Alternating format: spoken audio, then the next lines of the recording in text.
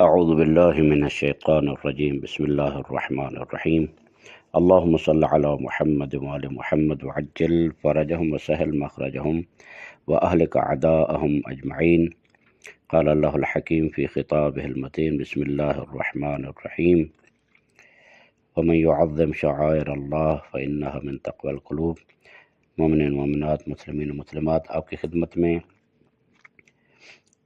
تیسری گفتگو بقی کے حوالے سے، جنت البقیع اور ان کے اجڑے ہوئے مزاروں کے بارے میں تیسری گفتگو کا آغاز ہوا چاہتا ہے۔ انشاءاللہ آپ توجہ سے سماعت فرمائیں گے۔ مزارات کے قیام اور ان کی تخریب کے اسباب کیا ہیں؟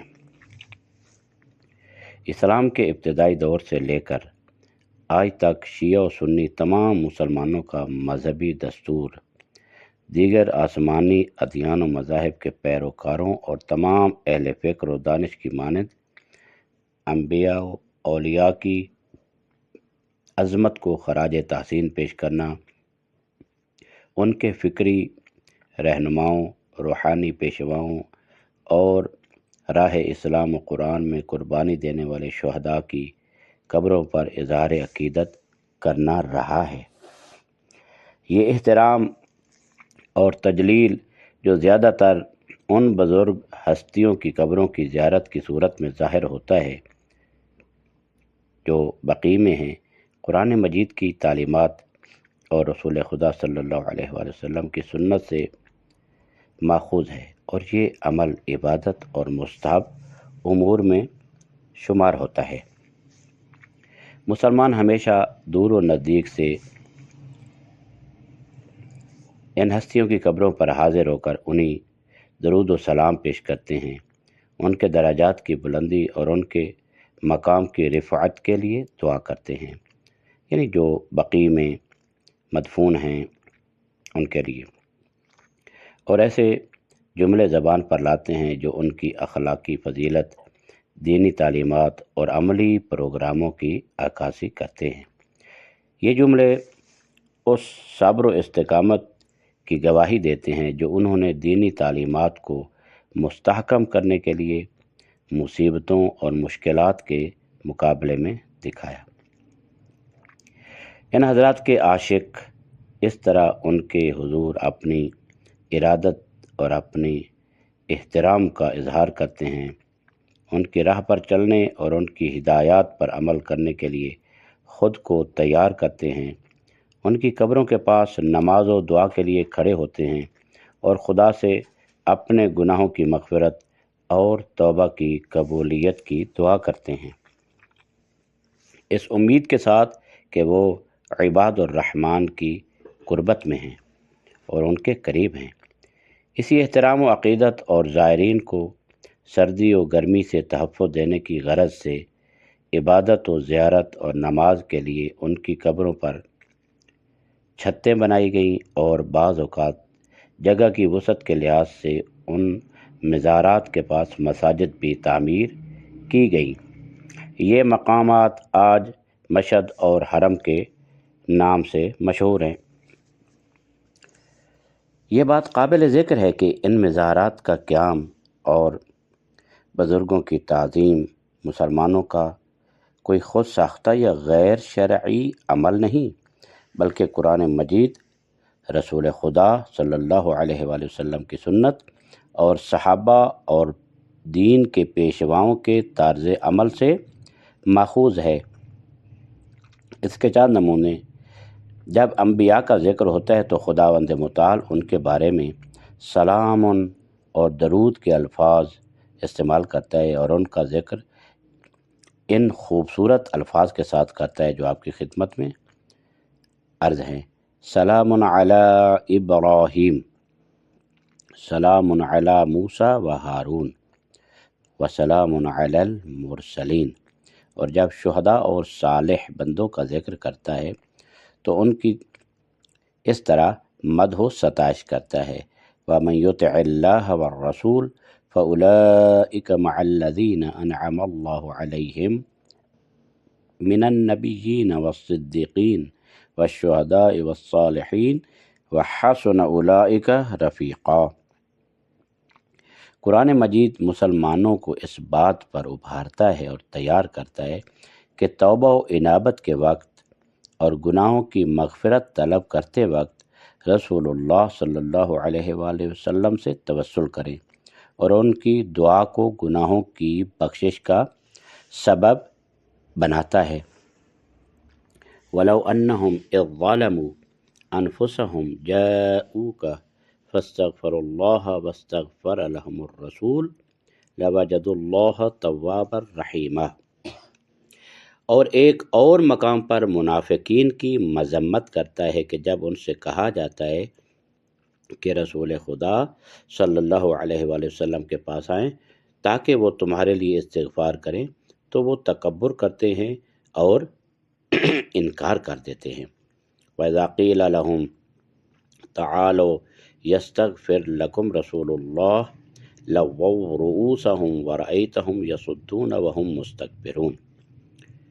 رسول خدا صلی اللہ علیہ وآلہ وسلم کے پاکیزہ پیکر کو ان کے اپنے گھر میں چھت کے نیچے دفن کیا گیا، جو اس حقیقت کی واضح دلیل اور عینی مصداق ہے کہ اسلام میں شخصیتوں کی قبروں پر عمارت ہونا نہ صرف پسندیدہ ہے بلکہ تائید شدہ عمل ہے۔ یہی حقیقت گزشتہ انبیاء کی قبروں میں بھی دیکھی جا سکتی ہے، جیسے حضرت ابراہیم، اسحاق اور یعقوب علیہ السلام، اور ان کی ازواج کی قبریں شہر الخلیل میں موجود ہیں، جو خود حضرت ابراہیم علیہ السلام کے نام پر ہے۔ اسی طرح حضرت داود اور حضرت سلیمان علیہ السلام کی قبریں بیت لحم میں اور دیگر انبیاء کی قبریں بیت المقدس و شام میں موجود ہیں، جو اسلام سے پہلے اور بعد کے ادوار میں ہمیشہ پختہ خوبصورت عمارتوں پر مشتمل رہی ہیں۔ قابل توجہ نکتہ یہ ہے کہ جب خلیفہ دوم نے بیت المقدس کو فتح کیا تو نہ صرف ان قبور و آثار کو نقصان نہیں پہنچایا بلکہ ان مقامات پر نماز پڑھ کر ان کی موجودگی کو عملی طور پر تسلیم کیا۔ اسی طرح اسلام کے علماء اور رہبروں نے بھی تاریخ بھر میں یہی طرز عمل اختیار کیا۔ یہ بزرگان دین کے بزرگان کا احترام اور مزارات کی تعظیم مسلمانوں میں صدیوں تک جاری رہی، یہاں تک کہ 8ویں صدی کے آغاز میں شام میں ایک شخص ابن تیمیہ ظاہر ہوا جس نے انبیاء و اولیاء اور ان کے مزارات کی تعظیم کو نہ صرف غیر شرعی اور حرام قرار دیا بلکہ ان اعمال کے مرتکب افراد کو مشرک اور مرتد کہا، اور یہاں تک کہ اگر وہ توبہ نہ کرے تو ان کے قتل کا فتویٰ بھی جاری کر دیا۔ اگرچہ اس زمانے میں ان کے نظریات کو زیادہ پذیرائی نہ ملی اور پیروکار نہ ملے اور وہ بہت جلد فراموش ہو گئے، لیکن 4 صدیوں بعد 11ویں صدی میں جب نجد حجاز میں وہابیت کا ظہور ہوا تو یہ نظریہ دوبارہ منظر عام پر آیا اور عملی طور پر نافذ کیا گیا۔ لہذا 1344 ہجری قمری میں جب وہابیوں کو مکہ و مدینہ پر تسلط حاصل ہوا تو ان دونوں شہروں اور حجاز کے دیگر علاقوں میں موجود تمام مزارات جو رسول اللہ صلی اللہ علیہ وآلہ وسلم کے اقرباء، صحابہ اور دیگر مذہبی شخصیات سے منسوب تھے، نیز ان کے ساتھ موجود مساجد کو بھی منہدم کر دیا گیا اور آج ان میں سے کوئی اثر بھی باقی نہیں رہا۔ اس نظریے کی بنیاد، اب یہ سوال پیدا ہوتا ہے کہ آخر اس نظریے کا محرک اور سبب کیا ہے، اور وہ کون سی سوچ ہے جو کچھ افراد کو باوجود مسلمانی کے اس بات کی اجازت دیتی ہے کہ وہ دین کے بزرگوں کی توہین کریں اور ان کی یادگاروں کو مسمار کر دیں؟ تو اس کا جواب یہ ہے کہ ہر مذہب و مکتب کی سب سے بڑی آفت غلط فہمیاں، شدت پسندی اور انحرافی اور خود ساختہ تعبیریں ہیں۔ جو کبھی کبھی خود اسی مذہب کے پیروکاروں کے درمیان پیدا ہوتی ہیں اور اس مذہب کو کمزور کر کے تفرقہ و اختلاف کا سبب بنتی ہیں۔ ایسے فکری انحرافات اور بے بنیاد نظریات کی واضح مثال خوارج کا گروہ ہے، جو رسول خدا صلی اللہ علیہ وآلہ وسلم کے زمانے میں ظاہر ہوا اور حضرت علی علیہ السلام کے زمانے میں اس قدر پھیلا کہ مسلمانوں کے درمیان ایک ناسور کی مانند سرایت کر گیا، اور آخر کار حضرت علی علیہ السلام اسی گروہ کے ایک فرد کے ہاتھوں شہید ہوئے۔ خوارج کے عقائد اور طرز فکر کیا تھا؟ خوارج کے اپنے مخصوص عقائد اور طرز عمل تھے، جن میں بعض عقائد ابن تیمیہ اور اس کے ہم فکر افراد سے مشابہت رکھتے ہیں۔ چند کی طرف ہم مختصر طور پر آپ کی خدمت میں پیش کرتے ہیں۔ خوارج کی عبادت اور قرآن کی تلاوت کا اہتمام۔ نمبر 1، ان کے جو شیڈول تھے اور ان کے جو طرز عمل تھا، ان کی ایک صفت جس کی روایات میں بھی نشاندہی کی گئی ہے، عبادت کی کثرت، نماز، روزہ اور قرآن کی تلاوت میں ان کی شدت، یعنی بہت پابند تھے۔ البتہ یہ سب کچھ صرف ظاہر اور سطحی طور پر ہوتا تھا، جس میں حقیقت اور روح نہیں پائی جاتی تھی، یہاں تک کہ دوسرے مسلمانوں کی عبادت ان کے مقابلے میں حقیر اور کمتر محسوس ہوتی تھی۔ رسول خدا نے اس وقت جب ذوالخویسرہ جو خوارج میں سے تھا اور نبی اکرم پر اعتراض کیا تھا، اس نے اس کے ہم فکر افراد کے بارے میں آئندہ پیشین گوئی فرمائی تو یوں ارشاد فرمایا، فَإِنَّ لَهُ أَصْحَابًا يُحَقِّرُ أَحَدُكُمْ صَلَاتَهُ مَعَ صَلَاتِهِمْ وَصِيَامَهُ مَعَ صِيَامِهِمْ، یعنی اس کے ایسے ساتھی ہوں گے کہ تم میں سے ہر کوئی اپنی نماز کو ان کی نماز کے مقابلے میں اور اپنے روزے کو ان کے روزے کے مقابلے میں حقیر اور کم سمجھے گا۔ امیر المومنین علیہ السلام نے جنگ نہروار کے موقع پر اپنے لشکریوں سے خطاب کرتے ہوئے فرمایا، ایھا الناس انی سمعت رسول اللہ صلی اللہ علیہ وآلہ وسلم یقول یخرج قوم من امتی یقرؤون القرآن لیس قراءتکم الی قراءتہم بشیء ولا صلاتکم الی صلاتہم بشیء ولا صیامکم الی صیامہم بشیء یقرؤون القرآن یحسبون انہ لہم وہو علیہم لا یجاوز صلاتہم تراقیہم یمرقون من الاسلام کما یمرق السہم من الرمیہ۔ اے لوگو، بے شک میں نے رسول اللہ صلی اللہ علیہ وآلہ وسلم سے سنا کہ حضور نے فرمایا، میری امت میں ایک قوم پیدا ہوگی جو قرآن کی تلاوت کرے گی، ان کی تلاوت کے مقابلے میں تمہاری تلاوت، ان کی نماز کے مقابلے میں تمہاری نماز اور ان کے روزے کے مقابلے میں تمہارے روزے کچھ حیثیت نہیں رکھتے۔ وہ قرآن پڑھیں گے اور سمجھیں گے کہ یہ ان کے لیے ہے، حالانکہ حقیقت میں یہ ان کے خلاف ہوگا۔ ان کی نماز ان کے حلق سے نیچے نہیں اترے گی اور وہ دین سے اس طرح نکل جائیں گے جیسے تیر کمان سے نکل جاتا ہے۔ خوارج کا اسلام سے دور ہونا۔ دوسری بات، خوارج کی دوسری خصوصیت جس پر احادیث میں زور دیا گیا ہے، ان کا اسلام سے فاصلہ اور قرآن کے حقیقی مفہوم سے دوری ہے۔ وہ اپنی ہٹ دھرمی اور غرور کے باعث کسی خیر خواہ کی نصیحت قبول نہیں کرتے اور نہ ہی کسی ہادی کی ہدایت سے فائدہ اٹھاتے ہیں۔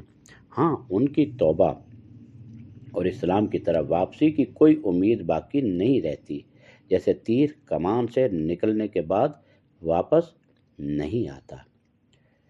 تیسری چیز، مسلمانوں کی تکفیر۔ وہ دوسرے مسلمانوں کو کیا کہتے ہیں؟ کافر۔ خوارج کی سب سے خطرناک خصوصیات میں سے ایک خاصیت مسلمانوں کی تکفیر تھی۔ وہ ہر اس مسلمان کو جو ان کے گمراہ عقائد سے متفق نہ ہوتا مرتد اور اسلام سے خارج قرار دیتے تھے، اور اگر وہ توبہ نہ کرتا تو اسے قتل کر دینا لازم سمجھتے تھے، جبکہ مشرکین اور بت پرستوں کے بارے میں وہ کوئی تعرض نہیں کرتے تھے۔ رسول خدا صلی اللہ علیہ وآلہ وسلم نے فرمایا، یقتلون اہل الاسلام ویدعون اہل الاوثان،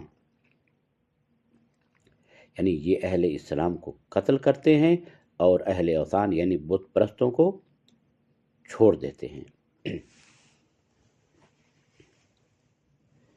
یقتلون اہل الاسلام ویدعون اہل الاوثان، یہی باطل سوچ جنگ نہروان کی پیدائش کا سبب بنی اور مختلف ادوار میں بے گناہ مسلمانوں کے قتل عام کا ذریعہ بھی بنی۔ وہابی بھی ہر اس شخص کو جو ان کے منحرف نظریات سے اختلاف کرے مشرک اور قابل قتل سمجھتے ہیں۔ اسی بنیاد پر محمد بن عبد الوہاب کے فتوے کے مطابق انہوں نے طائف کے عوام کا قتل عام کیا اور کسی بڑے یا چھوٹے پر رحم نہیں کیا، یہاں تک کہ شیرخوار بچوں کو ان کی ماؤں کی گود میں ذبح کر دیا۔ انہوں نے ایسے جرائم کا ارتکاب کیا کہ قلم کو لکھنے میں شرم آتی ہے۔ یہ واقعہ ذی القعدہ کے مہینے میں 1217 ہجری قمری میں پیش آیا، بلکہ اس سے ایک سال قبل وہ عتبات عالیات پر حملہ آور ہو کر اپنی سیاہ کارستانیوں کی فہرست میں ایک اور ننگ شامل کر چکے تھے۔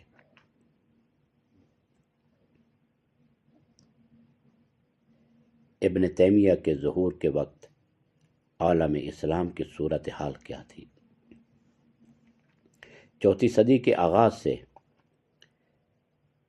5ویں صدی کے وسط تک کا دور اسلامی تاریخ میں ایک نہایت نازک اور نمایاں مرحلہ ہے۔ اس زمانے میں ابن سینا، ابو ریحان البیرونی، فردوسی، صاحب بن عباد اور خواجہ نظام الملک طوسی جیسے عظیم شخصیات کی بدولت اسلامی معاشرہ علم، ادب اور سیاست کے میدان میں اپنے عروج پر تھا اور ایک درخشاں چمکتا ہوا اسلامی تمدن کا مظاہرہ ہو رہا تھا، یہاں تک کہ مستشرقین نے بجا طور پر اس دور کو اسلامی نشأۃ الثانیہ یعنی اسلامی رینیسانس قرار دیا۔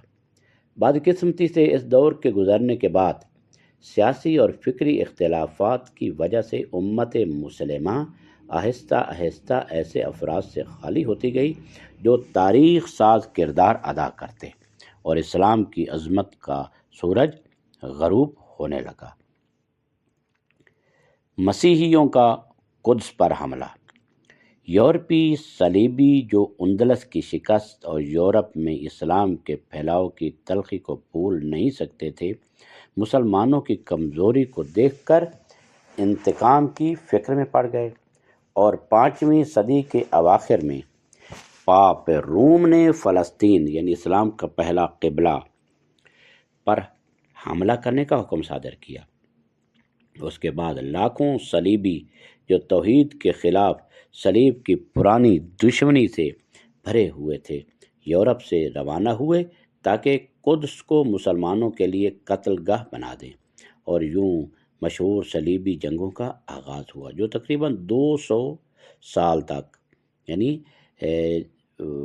489 ہجری سے لے کر 690 تک ہجری تک یعنی 1095 سے لے کر 1291 عیسوی تک جاری رہی، جن میں لاکھوں افراد مارے گئے، زخمی ہوئے اور ان میں سے بے گھر بھی ہوئے۔ مغلوں کا حملہ۔ اس سے بھی زیادہ افسوسناک بات یہ ہے کہ ابھی صلیبی زخم صحیح نہیں ہوئے تھے، مندمل نہیں ہوئے تھے کہ ایک اور بڑی آفت امت مسلمہ پر آ پڑی۔ اس بار چنگیز خان کی قیادت میں مغل حملہ آور ہوئے جنہوں نے اسلامی علاقوں کو تہس نہس کر دیا۔ 50 سال بعد اس کا پوتا ہلاکو خان 656 ہجری میں بغداد پر چڑھ دوڑا اور خلافت عباسیہ کو ختم کر دیا۔ پھر وہ شام کی طرف بڑھا اور 657 سے 660 کے درمیان حلب اور موصل کو بھی نیست و نابود کر دیا، جبکہ مصر و شام اس وقت صلیبیوں کے ساتھ برسر پیکار تھے۔ اگر منگو قاآن یعنی خان اعظم مغول کی وفات نہ ہوتی، جس کی وجہ سے ہلاکو خان ایران لوٹنے پر مجبور ہوا اور اس کے نائب قیطبوقا جنگ عین جالوت فلسطین میں شکست نہ کھاتا تو قاہرہ کا انجام بھی معلوم نہیں تھا۔ مغلوں کا اسلامی دنیا پر حملہ مغربی صلیبیوں کے لیے بہت فائدہ مند سمجھا گیا۔ اسی بنیاد پر انہوں نے اندلس کی اسلامی تمدن کو ختم کرنے کے لیے بھی 609 سے 889 تک 99 کے درمیان اپنے حملے شروع کر دیے۔ اس دوران مغربی وفود تھے مسلسل مغل درباروں میں آتے جاتے رہے اور انہیں مسلمانوں کے خلاف اکساتے رہے۔ ہلاکو کی ماں اور بیوی عیسائی تھی، مسیحی تھی، دونوں کی ہلاکو کی ماں اور بیوی دونوں یہ جو کیا تھی، مسیحی تھی، اور شام میں اس کا اہم کمانڈر قیطبوقا بھی مسیحی تھا۔ اس کے جانشین ایلخانی حکمران بھی اسی راہ پر چلتے رہے۔ اس کا بیٹا اباقہ خان 663 سے 680 ہجری قمری تک رومی بادشاہ کی بیٹی سے شادی کر کے پاپ اور یورپی حکمرانوں کے ساتھ اتحاد کر کے مصر و شام پر حملہ آور ہوا۔ اس سے بھی بدتر اس کا بیٹا ارغون 683 سے 690 ہجری قمری تھا، جو اپنے یہودی وزیر سعد الدولہ ابہری کے بہکاوے میں آ کر مکہ پر قبضہ کر کے کعبہ کو بت خانہ بنانے کا ارادہ رکھنے لگا۔ اس نے مسلم سیاست دانوں کو معزول و قتل کیا اور حجاز پر حملہ کی تیاری شروع کر دی، مگر خدا کی مرضی کچھ اور تھی اور ارغون کی بیماری اور سعد الدولہ کے قتل سے وہ فتنہ ختم ہو گیا، رفع ہو گیا۔ غازان خان 694 سے 703 جو اسلام لا چکا تھا، اس نے بھی شام اور قاہرہ پر قبضے کی کوشش کی۔ 699 سے 702 کے درمیان شام میں اس کے اور مصر کے سلاطین کے درمیان سخت جنگیں ہوئیں اور غازان کی ابتدائی فتوحات پر صلیبیوں نے خوشی کا اظہار کیا۔ ابن تیمیہ کا آغاز کار یعنی کب اس نے اپنا کام شروع کیا۔ اس نازک اور حساس وقت میں ابن تیمیہ نے اپنے افکار کو پھیلانا شروع کیا۔ اس نے اپنے نظریات کے ذریعے بڑے مسلمان علماء چاہے سنی ہو یا شیعہ ان کے درمیان شدید رد عمل پیدا کیا اور امت مسلمہ میں ایک نیا اختلاف اور دراڑ پیدا کر دی۔ اس وقت عالم اسلام کو ایک ایسے رہنما کی ضرورت تھی جو مسلمانوں کو مشترکات یعنی خدا، رسول، قرآن، قبلہ واحد کی بنیاد پر متحد کرتا اور انہیں صلیب، صہیون اور بت پرستی کے خلاف صف بستہ کرتا، مگر ابن تیمیہ کی روش اس کے بالکل برعکس تھی۔ حیرت ہے کہ اس کا خاندان مغلوں کے حملے کے باعث بے گھر ہوا اور وہ خود بھی بعض جنگوں میں شریک رہا، لیکن اس کے باوجود اس نے وقت کی حساسیت اور امت کے مفادات کو نظر انداز کرتے ہوئے تکفیر کی راہ اپنائی اور امت میں ایک اور فرقہ کا اضافہ کر دیا۔ احمد بن تیمیہ 661 میں یعنی بغداد کی خلافت کے سقوط کے 5 سال بعد حران شام کے ایک علاقے میں پیدا ہوا۔ ابتدائی تعلیم 17 سال کی عمر تک وہیں حاصل کی۔ مغلوں کے حملے سے خوف زدہ ہو کر اس کا والد عبد الحلیم خاندان سمیت دمشق چلا گیا۔ 698 تک احمد بن تیمیہ کا کوئی خاص ذکر نہیں ملتا، مگر 8ویں صدی کے آغاز سے اس کے شاذ و نادر افکار ظاہر ہونے لگے۔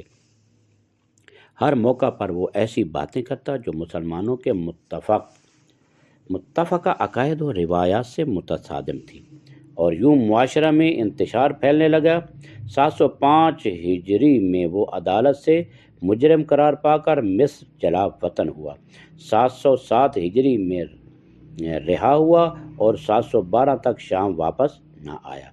واپس آ کر اس نے پھر اپنے افکار کی ترویج کی، یہاں تک کہ 721 ہجری میں دوبارہ قید کیا گیا اور 728 میں دمشق کے قید خانہ میں اس کا انتقال ہوا۔ اس کی نو آوریوں اور عوامی پسند باتوں نے بعض لوگوں کو متاثر کیا، اور اگرچہ علماء دین اور متکلمین نے اس کی مخالفت کی، لیکن مظلوم نمائی اور اس کے شاگرد ابن قیم کی شدید حمایت نے اس کے افکار کو پھیلانے میں مدد دی۔ پھر بھی شافعی، حنفی اور مالکی فقہا کی مخالفت اور اس کے نظریات پر علمی مناظرے اور اس کے افکار کو گمراہ و ارتداد قرار دینے والے فتاوی کی وجہ سے ابن تیمیہ اور اس کے شاگرد کے نظریات جلد ہی پس منظر میں چلے گئے۔ یہی حالت رہی یہاں تک کہ 11ویں صدی میں نجد حجاز کا ایک شخص محمد بن عبد الوہاب منظر پر آیا۔ اس نے 4 صدیوں بعد ابن تیمیہ کے افکار کو دوبارہ زندہ کیا اور ان کو عملی طور پر نافذ کر دیا۔ ابن تیمیہ اور ابن قیم کی تحریروں میں جو کچھ درج تھا اسے اس نے عملی میدان میں لاگو کیا، اور انشاءاللہ اس کے بعد اگلے کلپ میں آپ کی خدمت میں باقی تاریخ اور انشاءاللہ دلچسپ باتیں عرض کی جائیں گی انشاءاللہ۔ وصلی اللہ علی محمد وآلہ الطیبین الطاہرین المعصومین۔ اللہم عجل لولیک الفرج والعافیۃ والنصر واجعلنا من خیر اعوانہ وانصارہ والمستشہدین بین یدیہ۔